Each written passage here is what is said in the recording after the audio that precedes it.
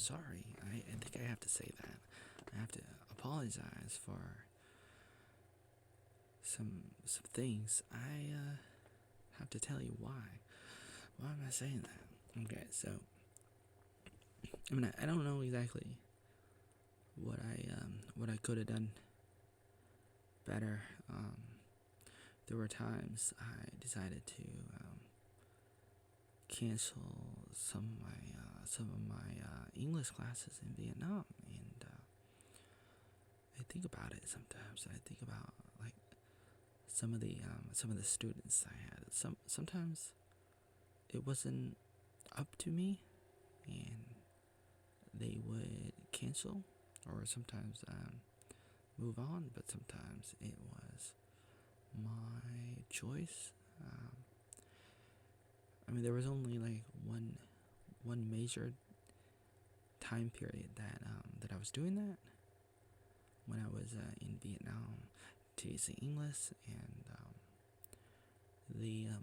the heart of the matter was I really wanted to stay in the center of the city, the biggest city in Vietnam, which is Saigon, and I didn't want to spend too much time running around, riding my bicycle around to the different districts all around Vietnam.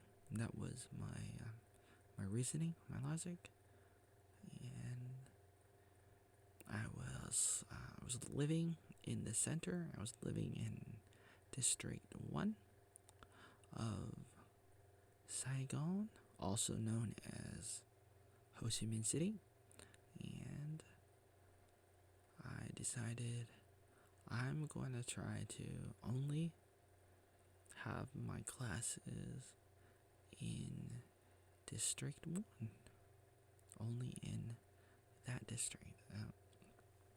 That's what I was thinking. That's what I was saying to people, and so then I started ending some of the classes I had in other districts, or actually probably all of the other classes that I had, and I had to say goodbye to my students, or to some of them. Some of them came to me and would meet me at the park or at a cafe, and we would have we would have some classes there, and this was happening in like 2014, or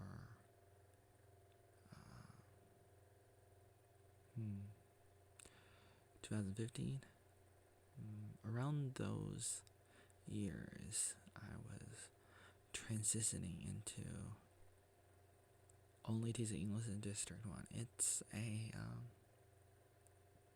thing that I think about, because I wonder sometimes, was it the right thing to do?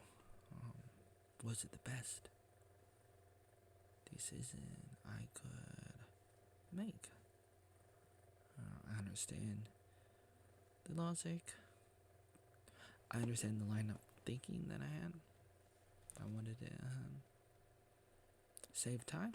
I wanted to maximize, optimize my life, and I justified the choices that I was making, including ending some of my classes, some of the groups, and some of them, or all of them, were really good. And sometimes you have to wonder the pros and cons with any decision that you make in life. It's really hard, because like sometimes you don't know. sometimes good to analyze, but at the same time, in retrospect, it can be dangerous. And then you dive into the world of what if I could go back in time and change it? Well, I wouldn't. Even though it's tempting to, these hypothetical questions are cool, but also dementing and bad, or counterproductive and crazy and devilish, because you don't know what would happen if you changed things, like as seen in that movie, The Butterfly Effect, the butterfly effect with Ashton Kutcher. He goes back in time, he changes things, and then it messes up the timeline.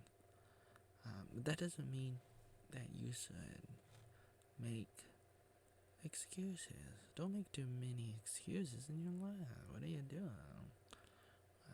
So it doesn't necessarily justify some things. I mean, it doesn't necessarily justify poor choices. But just wanted to quickly state this for the record. I just wanted to put this into the record that I feel a little sad, and I don't know. I mean, I really don't know what I would do if I could do it all over again, kind of thing. Like, I don't know. It's very hard to know. I think for the most part, you kind of have to make the best choice you can make at any given moment, and say, if I had no other opportunities, I probably should have kept the classes that I had. Like, say if there were 2 classes that I was doing and they were both at the same time, hey, I could only do one. I would have to pick one and say no to the other. That's more of a hypothetical question. Usually that would be a hypothetical question, because you could try to negotiate a schedule and try to change the other one so that you could do both. And a lot of times you can try to do both. Life is not binary, or it's not just binary between 2 options, like a yes or no question, where you can either do this or do that, or you have to pick option A or option B. In life, it's more nuance, generally. Not always, but generally, and you have many choices. Like, you think you have only 2 options. Life might give you 2 choices, and they could say to you, do this or do that, and you could be like, no, I'm gonna pick door number 3. And they're like, there is no door number 3, but maybe there is. Or maybe you can crawl through a window. Maybe you can make your own way. I would have to analyze some of the things I did in Vietnam, and then I could decide what my thoughts are. Right now, I'm not totally sure, but on the top of my head, I can think that can think maybe some of those choices were too quick or too premature. I can understand what I was thinking. I was there. It was me doing it, doing those things, and I made a lot of choices, and sometimes it was in the heat of the moment, and it was challenging, and I understand where I was coming from. That doesn't mean I was right, but I know deep in my heart where I was coming from, and it's nice to know, but that doesn't make it right. That also doesn't make it wrong, or maybe it was wrong. And I'm not saying there is no absolute truth. I'm not a relativist. I believe in absolute truth, but you may not know what it is all the time. You may not know it completely. What is truth? What is objective reality? You may think you know, but you may not totally know. So things are subjective and relative from our perspective, our perception on reality. But there is a reality that is binary, but our perception of it it's not. It's not.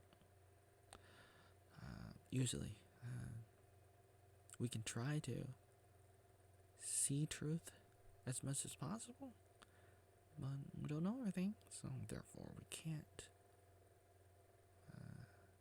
know it until we know everything about everything, which would take forever to do. And not just forever, it would take everything and forever. Or maybe not. Ooh, I'm thinking that might be a paradox, what I'm saying, because if you're all powerful, then it wouldn't take any time at all.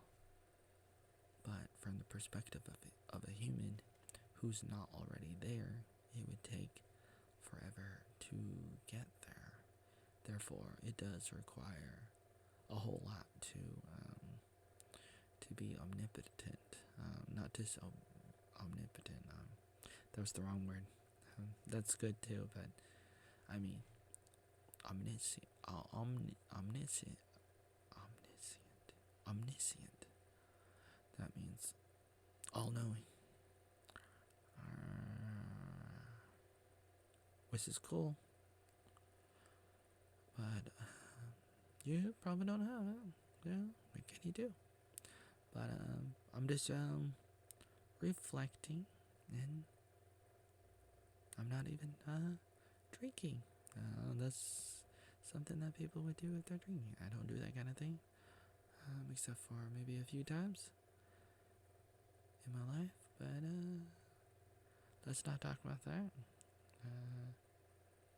I've had some really good students, some really good classes, and I probably should have been more loyal to them or something.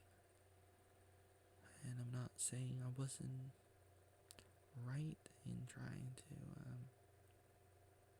prioritize my teaching schedule and everything. I understand what I did, but perhaps I betrayed some people. Maybe I don't know totally. Like, it's really hard to say, but in some ways it doesn't really matter because it's like, it's my life, but at the same time it does affect other people. And that should be taken in account. And therefore, I'm sorry. I apologize because I wasn't intending to betray people. I wasn't intending to hurt people. I was not trying to make a mess, but I did a little bit or a lot. To an extent, I did. How much can be argued, extremely argued, and that's my job, is to argue, it's to debate, but at the same time, I was sometimes too strong. Not to say that you should not be strong. Sometimes I believe in that. I do believe in that. I believe in that so much, so passionately. I have a lot of passion. Sometimes I express my fire, my passion. Right now, I'm not doing that, or not so much. But I do believe in being a man, being strong. But sometimes